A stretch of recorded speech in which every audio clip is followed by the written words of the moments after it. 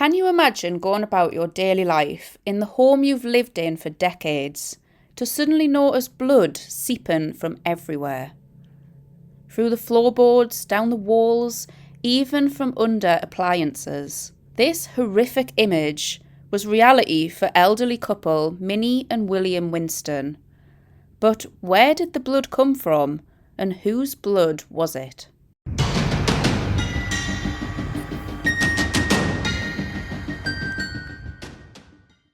For today's case, we're going back to 1987 to this very house, number 1114 Fountain Drive in Atlanta, Georgia.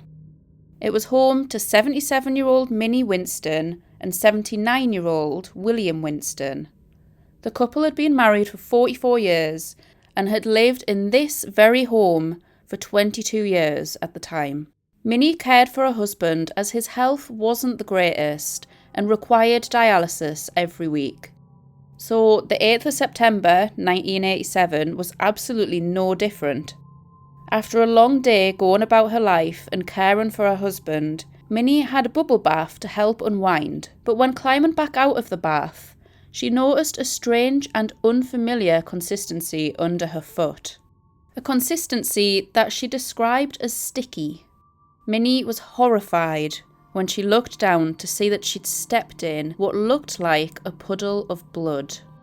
She observed the rest of the bathroom and noticed that it was also spattered on the bathroom tiles. Instantly assuming the worst, Minnie shouted for her husband William, trying to wake him up so that she could check him over for wounds. But as she entered the landing, she just froze. She very soon realised that the blood was not confined to just the bathroom, and that their landing had blood oozing up from the floorboards. She became understandably even more concerned about William, but after checking all over his body for pouring blood, she was so relieved to not even find a scratch. Relieved, but also so confused. She was now thinking, where on earth has this blood actually came from? The couple thought that maybe a rat or a mouse was injured somewhere, and that was to blame for the blood being splattered everywhere, all up the walls and all over the carpets. But they knew that their house was always pest-free, and they also didn't own any pets, which they might have suspected to potentially be injured. Minnie and William went around searching their house together, only to discover the nightmare scene. Their home was seemingly bleeding. Blood was oozing up from the carpets and trickling down the walls. Blood was just everywhere. On the bathroom tiles, down the hallway, in the kitchen, and the living room carpet was saturated. Stains were even found in the basement, under a TV unit, and in a narrow, nearly inaccessible space. Minnie described it to have been just like a sprinkler, with droplets of blood everywhere. It was like a scene from a horror film.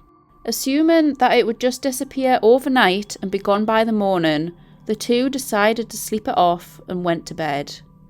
But to their surprise, there was even more blood the following morning. They then called the police. Police arrived to find, as they stated, copious amounts of blood throughout the home. Medical staff also attended, and just from looking at the state of the house, they expected to be treating really serious wounds, but they were completely stunned to not even find a scratch on either of the two. Officials were baffled. Police suspected that there just had to have been a break-in, but Minnie confirmed that she locked her door and set the alarm at 9:30 that night. There was no evidence at all to support a break-in, and nothing else was out of the ordinary.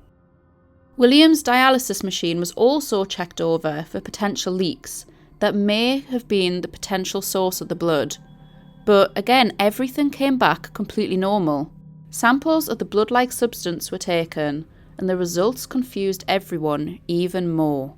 The sample came back to be type O, human blood. Both Minnie and William were blood group type A, so it was confirmed that it certainly wasn't the blood of the elderly couple, nor would it have been from the dialysis machine, even with a malfunction. Absolutely everybody was shocked. The Winston couple, the authorities, and the media. And speaking of the media, they were relentless, constantly stalking and pestering the couple for interviews and calling their landline day and night. They were determined to get just a glimpse or a photo of the seemingly bleeding house. Minnie was just fed up and had had enough of the media and said, "I still don't know where the blood came from, and I'm tired of all these people asking me all these questions. If anybody comes here today, I'm not going to open my door. The phone rang all night, people asking me questions. I'm fed up with all this." Due to their inability to solve the mystery, the police investigated the previous tenants. A man called Albert Thompson had lived here previously with his wife, but he was tragically involved in a car accident in 1950. He was left with internal bleeding and later passed away in the same Fountain Drive home. Some believe that the blood is connected to his tragic fate, as it coincided perfectly with the anniversary of his accident and his passing later on Halloween. Similarly, others believe that it could be connected to another previous tenant who was accidentally shot and killed in the same house by a police officer. Police, however, refused to believe either of these more paranormal explanations and suspected the whole ordeal was just a massive hoax, and that somebody had deliberately spattered blood everywhere. Eyes then turned to the couple themselves. Maybe they wanted attention from the public. Allegedly, they had strained relationships with their children, so maybe it was just to get their children's attention, which led to them staging the whole ordeal. But with this strained relationship came another potential theory. One of Minnie and William's daughters was actually a nurse, so it was theorised that she would have access to blood donations, enabling her to stage the whole scene in hopes of declaring that her parents were mentally unstable for her own financial gain. Both are really quite dramatic theories in my opinion. Kurt Rowlett, a paranormal researcher, waited 6 months for the frenzy to finally calm down before he approached Minnie for an interview. To his surprise, she agreed.